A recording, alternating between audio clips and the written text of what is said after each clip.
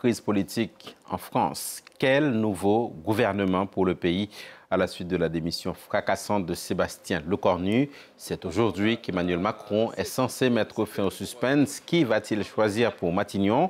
Le même Lecornu pourrait être reconduit, mais la piste de l'ancien ministre Jean-Louis Borloo est aussi évoquée, tout comme d'autres noms. Avec nous, en duplex de l'Élysée, Yohann Baudin. Bonjour Yohann.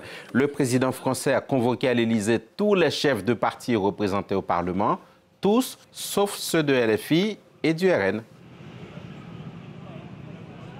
Oui, effectivement, la réunion est prévue pour 14h30 et c'est tout un symbole.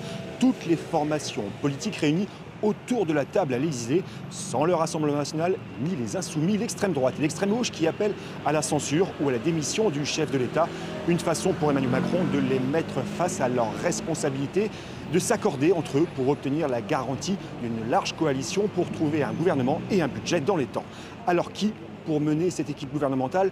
Première hypothèse, prolonger Sébastien Lecornu, le Premier ministre démissionnaire qui se voit comme un moine soldat qui a accompli sa mission. Mais une autre pourrait lui être confiée, un gouvernement Lecornu 2, car le temps presse. Le projet de budget doit être présenté selon la Constitution au plus tard lundi après-midi en Conseil des ministres pour être transmis en temps et en heure au Parlement. La possibilité de prendre des mesures financières urgentes par un Premier ministre démissionnaire mais renommé est une éventualité qui doit aussi être validée par le Conseil constitutionnel. Yohann... Cette option, eh bien, elle est balayée par la gauche qui refuse qu'un... Oui. Allez-y.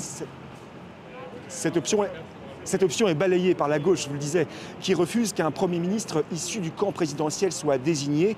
Par contre, certains d'entre eux ne seraient pas contre qu'il soit prolongé aux armées, un ministère qui pourrait aussi bien être dirigé par l'ancien chef d'état-major Thierry Burkhardt, qui a fait son adieu aux armes il y a un mois, une façon pour le président de la République de garder la main sur son domaine réservé dans un contexte international de crise. Emmanuel Macron, très investi, on le sait, sur les questions internationales, pourrait aussi conserver sa garde rapprochée, en quelque sorte, sur ses prérogatives présidentielles qui doivent être partagées, comme par exemple avec Jean-Noël Barrot en charge de la diplomatie. Les deux hommes ont d'ailleurs hier co-présidé une conférence sur la situation à Gaza et l'accord de paix, des profils donc loyaux, moins politiques et qui assureraient une continuité des dossiers pour garantir la place de la France sur la scène internationale. Merci.